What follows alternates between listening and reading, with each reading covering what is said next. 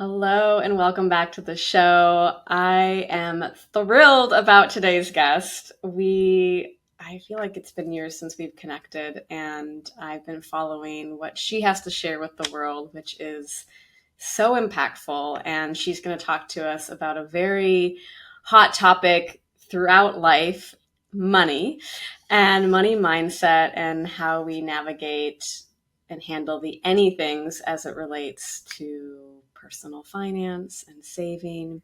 Welcome to the show, Shang Saavedra. Thank you for being here.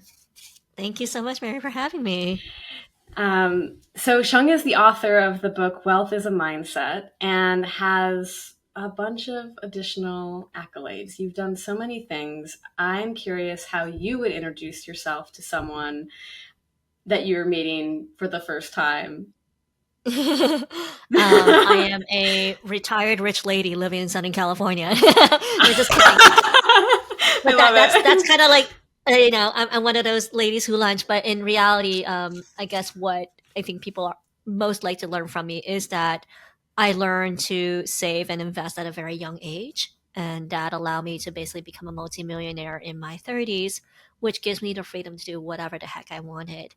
And I decided a couple years ago that I just wanted to help people learn about the connection between their mental health and their financial wealth. And so I quit a very good corporate job, decided to focus my life on my family here and on coaching and writing about personal finance and mental health going forward. And that's what I'm doing today as well. Amazing, and such an important, needed topic. And I know I have a bunch of questions for you, especially as it relates to how we navigate these things with uncertainty, right? So this show's all around how do we handle anything, those anythings that come up when we don't know what's going to happen next, right? We can't control the future. Life is full of twists and turns, which can make it really hard to make decisions in the present when you're thinking about your future, like saving and retirement. Um, and obviously, the mind connection here is really fascinating. I think really unique. So I'm curious that piece, like as we think about how we improvise and navigate change, how do we do that when it comes to saving and money when we just don't know what the future is going to hold? It has everything to do with what is the state of your brain, because the more your brain is affected by present day happenings, by the news, by mental illness, the harder time it actually has to make these decisions. It actually cannot be relied upon to make good financial decisions. And here's why: all of the skill sets that we need to be quote unquote good at money are mostly called executive functioning skills. So that's the part of our brain that can control our impulse, can plan ahead, run mathematical calculations, decide in, areas of abstract thinking.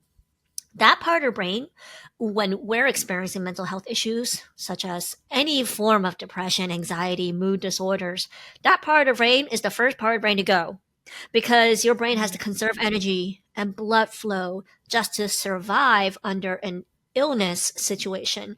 And so your brain is much more likely at that time to operate more emotionally and also at the base Mm. survival level.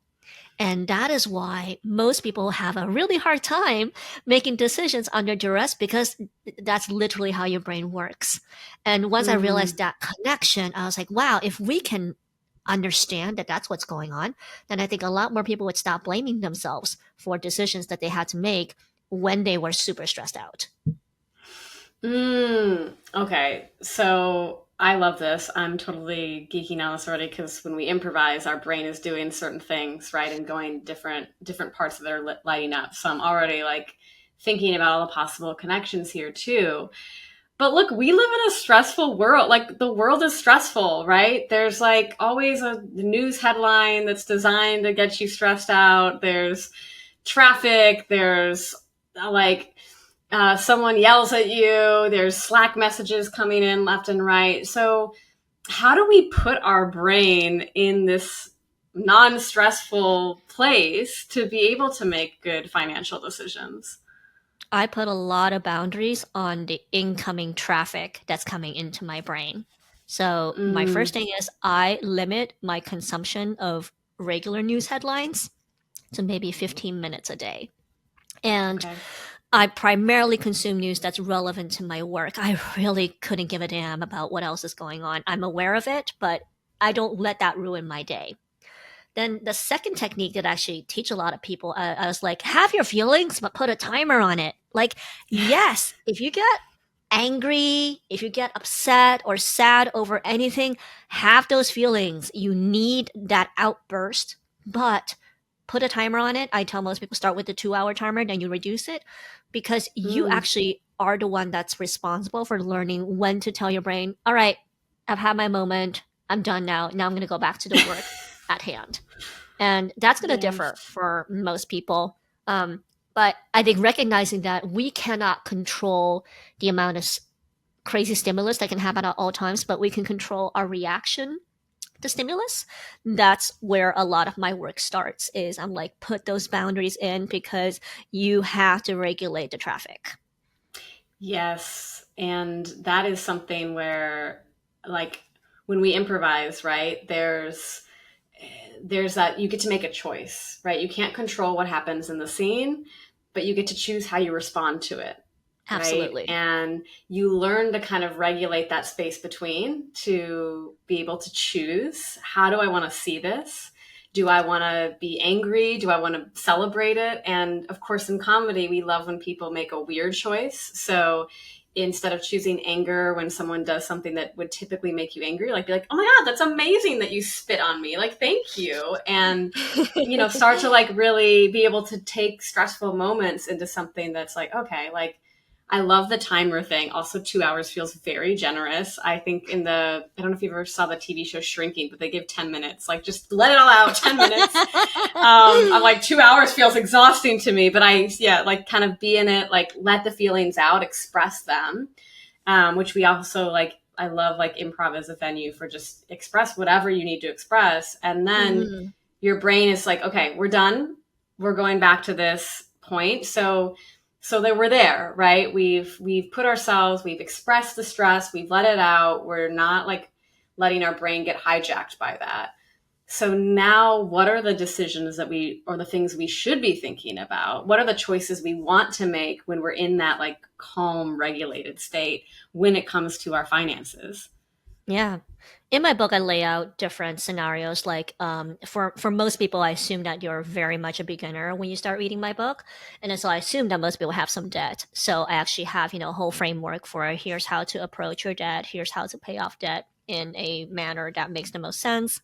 And then after some point, I'm like, you can actually switch from paying off debt to starting to save more, and then you switch from saving to investing, and that's sort of like the building blocks that I build up over time. And that's a lot of it is driven from just factual research and forecasting that I do a lot in my work, as I came from a more Wall Street style forecasting background.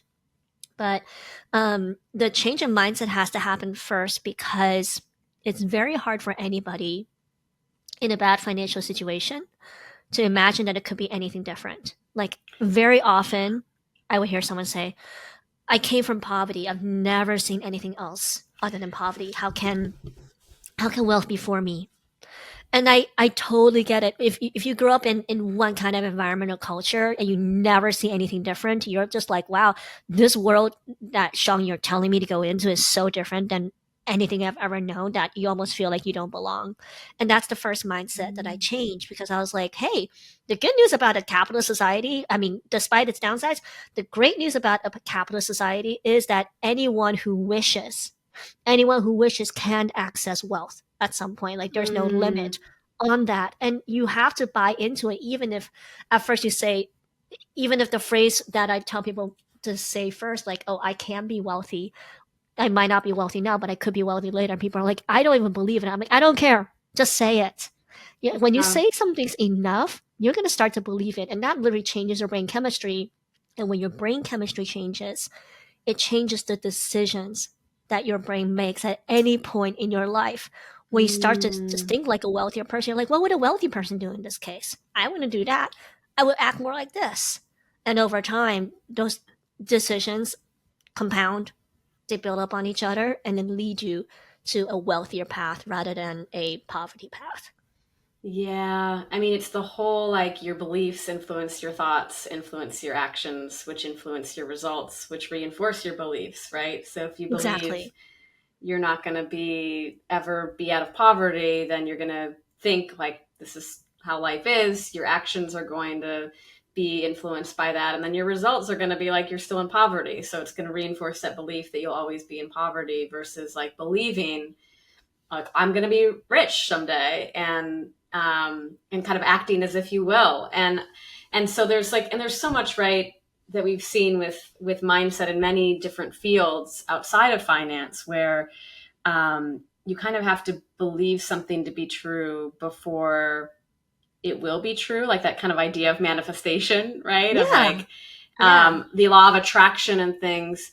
But it's so difficult if you have no example of that. But we live in a time where you can actually find examples of that, where you can see people who have rebuilt themselves or gone from nothing to a millionaire and so forth. And so though the internet can also be a place and social media can be a place where it can inspire a lot of anxiety and jealousy Hmm.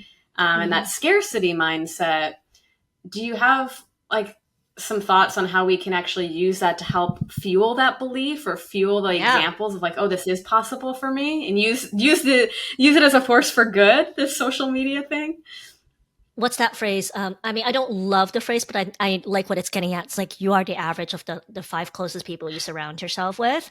Now, Yeah. I don't think all of that is true because, yeah, but I think what you digest and what you let yourself see in media definitely has a lot of influence in shaping your beliefs over time. And so, for example, if I this is not really what I care about these days, but let's say that I want to 10x my business. I would start following other entrepreneurs who've 10x their businesses. And it can be in anything. It doesn't have to look like a copy paste version of me. In fact, that's probably not what I'm looking for. I'm just looking for people who have done it, who've walked Mm, there. And you can learn anything from these people, especially if they're generous. Like people who are truly successful, they're generous when they give out advice. That's when you can tell if someone's faking it or someone really is making it. The person who's making it is generous with their advice. The person who's faking it will not be. And mm, um, the initial reaction that I myself have experienced is like, how can that be me? How do you 10x something? I don't get it. mm, And if you have that mental block, you're not going to listen to anything that these people are saying. But if you leave it open mm, ended and say, okay, that's not me today, but what are ways that I can emulate? What is one thing that I can learn from each of these people, even if it's not totally relatable today? And that's the yeah. way that I approach it. I'm like, okay, the people who've 10x, what are they focused on? What are they not focused on? What can I tell that Mm, makes them stand out a little bit from all the others? Oh, maybe it's sales, maybe it's marketing, maybe it's they scaled their business because they hired other people. When did they take risks? When did they not? I might not be 10x mm, like them, but at the very least, I can try some of what they do, hope for the best. And you know what? The more you try, the more likely one of those things will work out, right? The most successful people in the world aren't necessarily the smartest, but they are the most persistent. Every successful mm. person I've ever met just does not give up, even when they feel like they're in a David and Goliath kind of moment. Yeah. Well, and there's that's the there's a quote, I think it's by Seth Rogen. I don't know, but it was something about who are the actors that make it in Hollywood, the ones that don't give up, right? Mm-hmm. If you want to Mm-hmm. achieve anything, you have to keep going towards it. And so that makes a ton of sense, right? And learn from folks who have done it. And the internet is also littered with people who are telling people how to do something that they themselves have not done. So I think being a little bit discerning and Yep. there's a bunch of um, people making six figures teaching other people how to make six figures, Ponzi and schemes. yeah, so be careful. But yeah, like that, having mentors, having folks, and then to your point, like just keep trying things, right, and not giving up, of course. There was a Hidden Brain podcast episode. It was like Rewrite Your Money Story, right? Because the even just admitting, because I'm hearing you say this and I'm like, there might be folks that just saying like, I want to make more money or I want to be wealthy comes with some like shame or guilt, or like, oh, like there's maybe some negative connotations around the desire for money. And yeah, I'm curious. I know you have something to say about that. I just can see it in your eyes.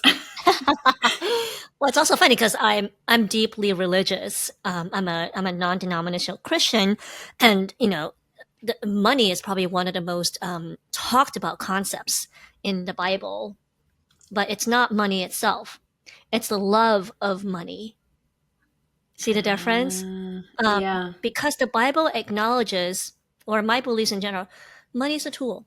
It's a resource. Yeah. It can do a lot of good, and it also can do a lot of bad. It just depends on the person who wields it. So Yeah. I don't think wanting to be wealthy is necessarily a bad thing. It's more, what does that wealth motivate you to do? Like I had to make a decision at some point where, like, okay, I had the wealth to walk away. So did I want to continue working corporate because that's basically what I grew up all my life thinking that I was supposed to be doing, or do something really, really different that I think may actually be the greater benefit to my family and my children. And I think that's the Mm, power that wealth grants people, is the power of choice. And then you are responsible for the choices you make. Now, whether people judge or love you for it, who cares? At the end of the yeah. day, you have to answer to your own choices, not like other Mm, people's opinions on your money don't matter unless you owe them money. Then those opinions matter. yeah. There's so many things in hearing this, that there's some improv practices that I think might help people do the things you're saying to do. And I'm going to run some by you and curious what you think, because one of them is acting as if, right? So this idea of you in improv, we play different characters, right? So you can go into a scene and act as if today is the best day of your life. And that's going to influence how you show up physically. It's going to influence your facial expressions, your whole energy, and what you say is going to be influenced by this character choice you're making. Similarly, you could say, I'm going to act as if this is the worst day of my life. And that's going to change the whole dynamic. So this idea of acting as if, like playing the character of someone who has the potential to be quite wealthy, who has the Mhm. potential to be out of debt and to save smartly and earn enough to support their family and donate, like acting as if, like stepping into this character. The only thing that comes up for me that I'm like, well, if you don't have $1 million, don't spend money like you have $1 million, but act as if it's possible for you, Yeah. perhaps, is a way to think about it. Yeah. Yeah, I love it. I'll just give you an example of like what a person in poverty mindset would do and what a person in abundance mindset would do. Very, very often, a person in poverty mindset would not want to even spend $25 to get educated on something because they're like, I don't have $25 to spend. Like, my budget's Mm, very tight. I'm not making a lot of money. $25, they see it as a loss. That's poverty and scarcity mindset. An abundance mindset person might say, I may have to put this $25 on my credit card today, but the knowledge it teaches me could lead to $1,000 coming back to me in the future. So a mm, wealthy person always thinks into the future and says, hey, I'm going to make these choices and I may have to dip into my savings. A lot of entrepreneurs mm, have put their life savings into businesses. Now I understand that's super, super risky, but you have to take on risk to get some form of reward. And I tell most mm, people your first risk doesn't have to be like an end of the world kind of decision. I'm not telling people to jump off a cliff on day one. Absolutely not. But do a little mm. bit. Like put a Yeah. little bit of money away. Try tracking your expenses. Try an app that will allow you to, keep track of what's going on in your bank account. But if you don't try anything. That's what poverty mindset is looking like, because you're so afraid of risk that you rather do nothing than do something. Mm, yeah, and doing something's better than nothing. And that kind of acknowledgement of, hey, here are my goals, here's the situation, and like taking some form of action, right? Because the not doing anything, that paralysis, like there's no movement, right? And so in an improv scene, if no one says anything, we're just sitting there on stage, right? Someone has to take a risk and step Yeah. outside, step onto the stage and say something, initiate the scene, and then you figure out from there. Because I do think this, like, sometimes thinking about the future can be quite scary, especially if, I mean, the future is unknown for all of us, whether we think we know what's going to happen or not. We don't. And so it can be quite intimidating. And there's that hoarding mentality of like, well, if I just keep what I have, then Yeah. I'm like safe from this unknown future. But how do we disentangle that to make the future actually more, the unknown actually more exciting? Of like, look at this opportunity of, you get to help influence that, right? You put $25 in this class, you're helping to steer your future a little bit more than just not doing anything at all. All too often, and I blame social media for this, we only see the results. Like, people only share when Yeah. they're successful. People are not going to share about their struggle. They're not going to share their emotions along the way. Oh, like the people who do that, I mean, great that you're vulnerable, but most people won't because they're ashamed of it. Yeah. But the more that I talk to successful people, the more I realize actually this is base level participation. The expectation of being an entrepreneur, of, of changing your life, of wanting to get successful means pushing into discomfort, leaning Yeah. into something that's uncomfortable. And I totally relate to improv because acting is like the last thing I ever want to be doing with my life. I totally get it.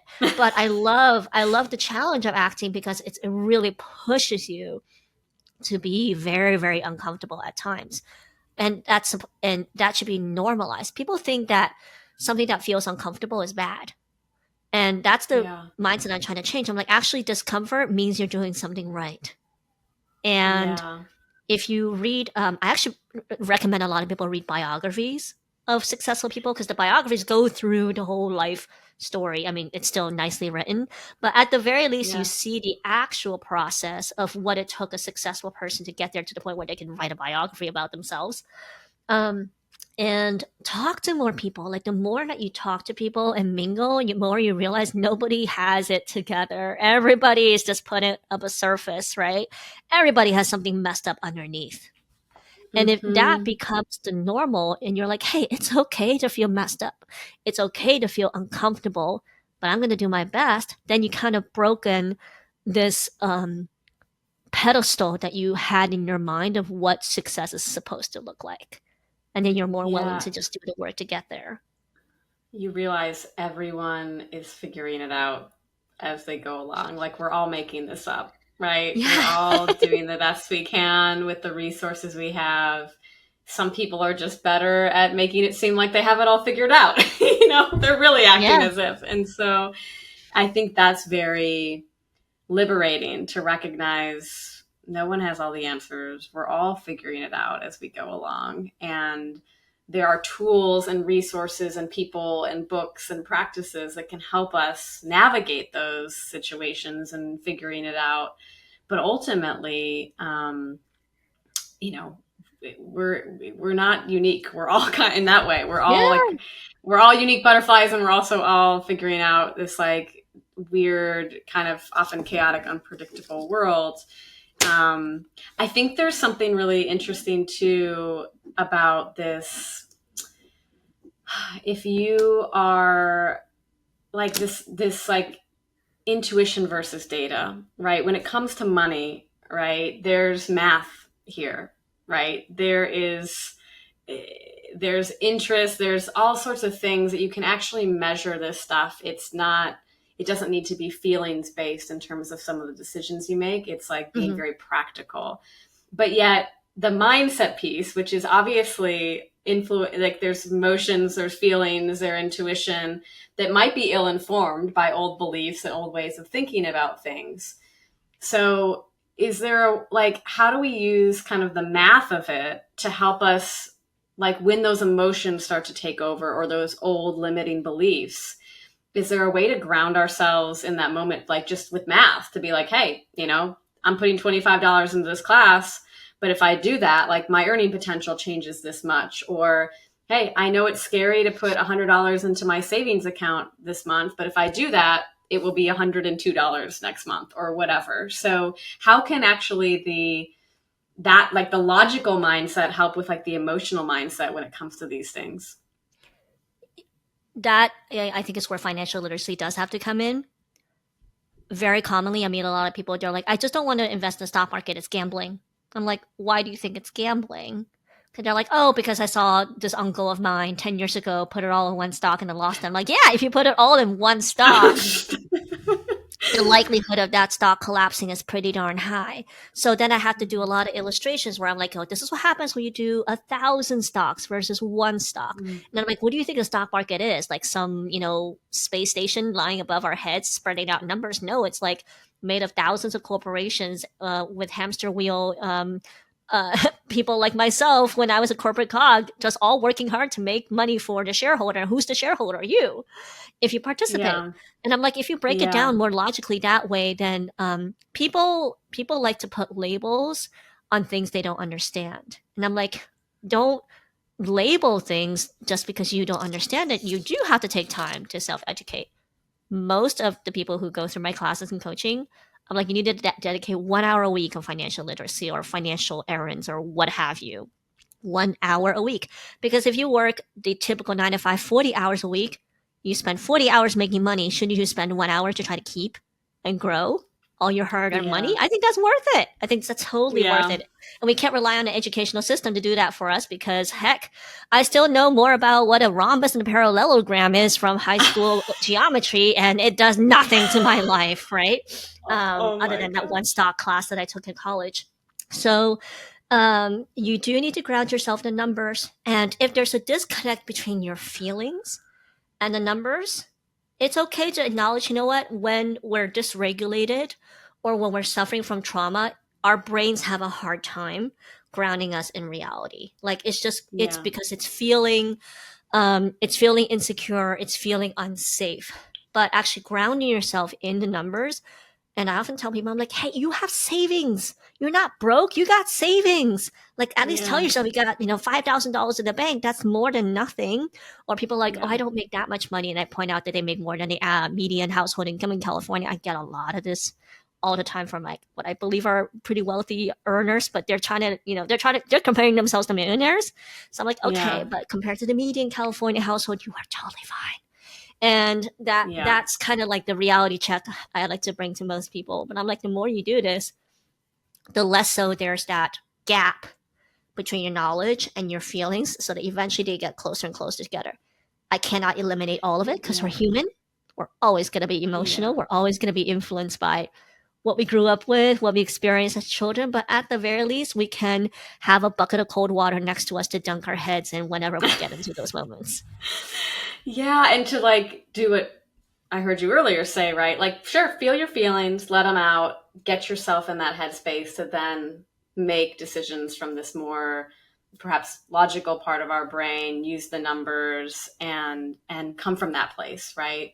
Not the emotional place that you're in. Like, that's not a great place to make decisions from necessarily. And I have to comment on the rhombus calculus piece, because I think about this, how in high school there was like calculus and then there was consumers math, and we called consumers math like dumb math, right? If you were in consumers math, you were dumb, like the dumb math class, and calculus was the smart math class.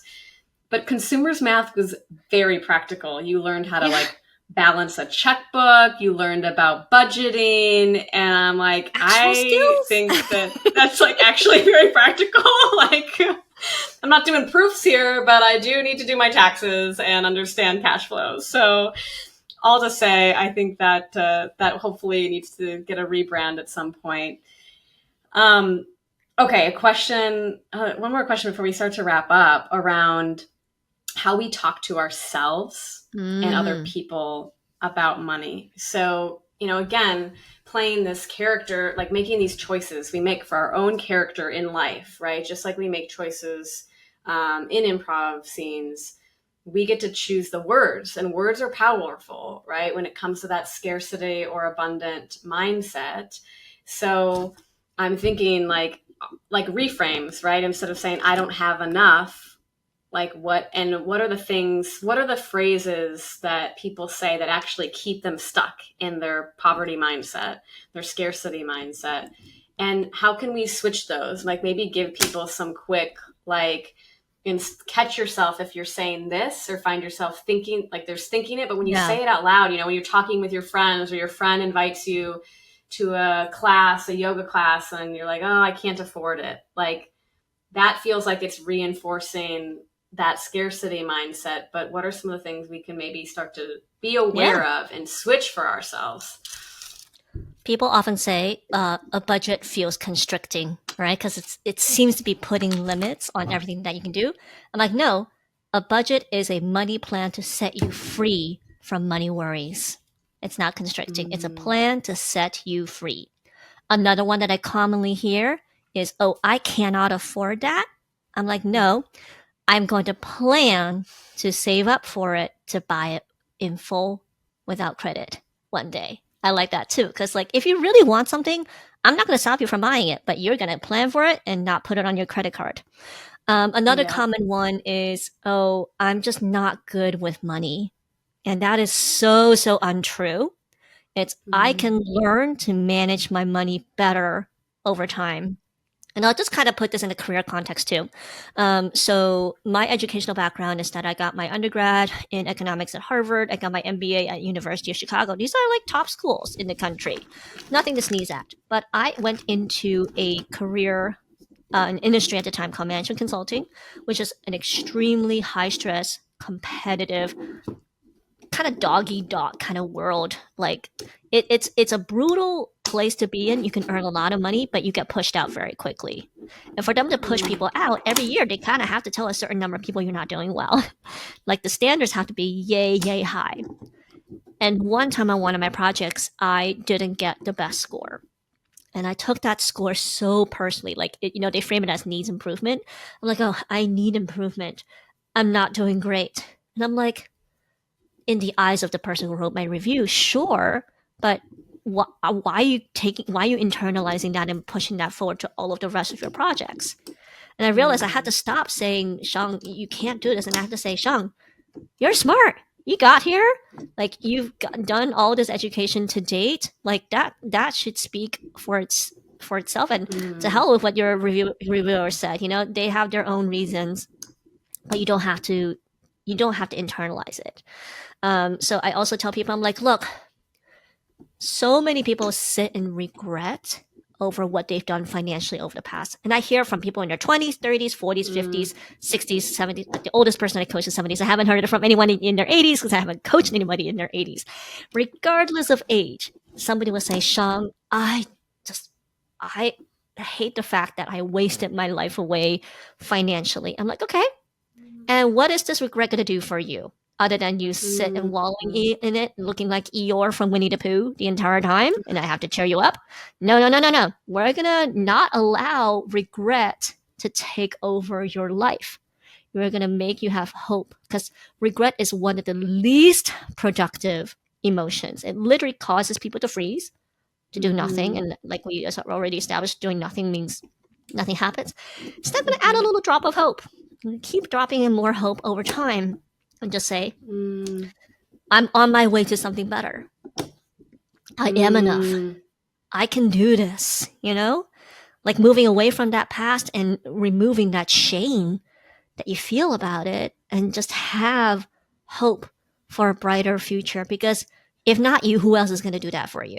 Nobody else is going to add that to your life. The whole world is set up like I'm not trying to be a pessimist, but most of the time the world is set up to make us feel bad about ourselves. We're our own true cheerleader. We have to be.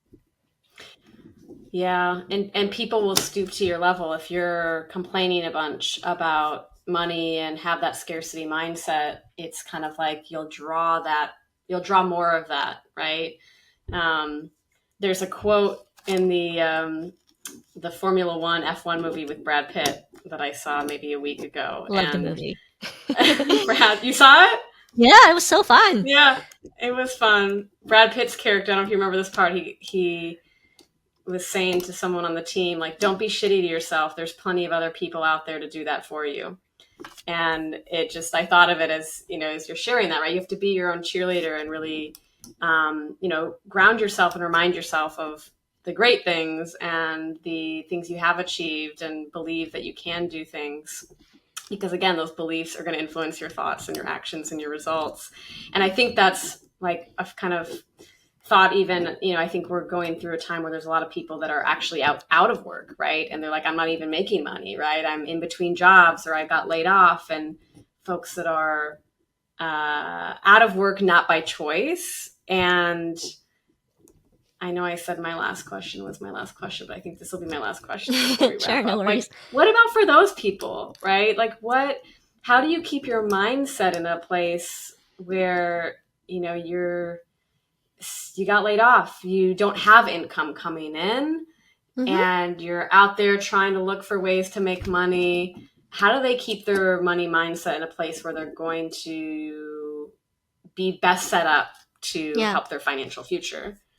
Well, a lot of really good people got laid off. Like, people with sterling performance records got laid off. So being laid off says nothing about your ability and your performance. And I really, it's so hard. It's so hard because I quit my job middle of 2023.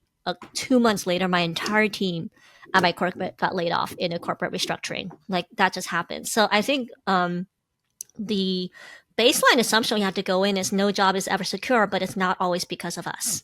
That's just how the corporate world works. And now also the government. People used to think government was completely safe. Now it's not. So baseline assumption, always be hustling. Always be out there looking for more work. And that doesn't mean that you're a bad person if you're always hustling. I actually think hustling is a good thing to some extent. Then number two, obviously in a time of unemployment, you do want to pull back, conserve your resources. If you can move back home with family, that's one of the best things to do. I have several clients in that situation right now where they live rent free with family. That's great. But going forward, also, I tell people, you only need one job. You just need some form of income to come in to get things right. It doesn't have to be the perfect job. Your job doesn't have to define or even match who you are. Like, I'm kind of more of a mercenary throughout all my career. I'm like, it doesn't have to be. I'll try to do the job that I can do most well, because obviously that would typically mean, better performance. But I actually didn't care as much about the right industry, the right title, or whatever. I'm just going to go where people are most likely to pay me for what I can do. And I'll worry about the, whether people think it's a good or bad job later. That to me is not that important. I'm like, a job is a job. If we all had a choice, most of us wouldn't be working, right? Most of us would just be doing something that we like to do for fun. But yeah, that's so don't take the layoff personally, and it's okay to also just see yourself as a mercenary for hire when it comes to working in general. Oh my gosh. Shang, this has been so full of wisdom and practical tips for people. And I also love the way that actually seeing so much how improvising can help us with this mindset, right? And give us some ways to adapt and think about ourselves as characters, right? To put yourself in the character traits that are going to set you up for success financially as well. We've covered a lot, but is there anything that you haven't shared that you'd like to share that you think is important to leave people with before we close out? I think going back to one of the most fundamental questions of like is money a good or bad thing? I'm like, money is a knife. If you use it well, it will feed you for the rest of your life. If you use it poorly, it will literally kill you. So it's a tool. Money by itself has no meaning to it. We assign meaning to it. And so that the good news is that you can also change the way that you see it and change the way that you handle it at any point in time. And that's the beauty of personal finance. Oh my gosh. Talk about a mic drop. Money is a knife. Don't kill yourself with it. Use it as a tool. Go get some, go hunting. Shang, thank you for being here. You can find Shang's book, Wealth is a Mindset, probably anywhere books are sold. It's definitely online, and highly recommend it. Full of even more wisdom and techniques. And thank you so much for sharing them here today. How to handle personal finance. You are the expert on it, and you've left us with so much. So thank you so much. Thank you, Mary. It was a pleasure.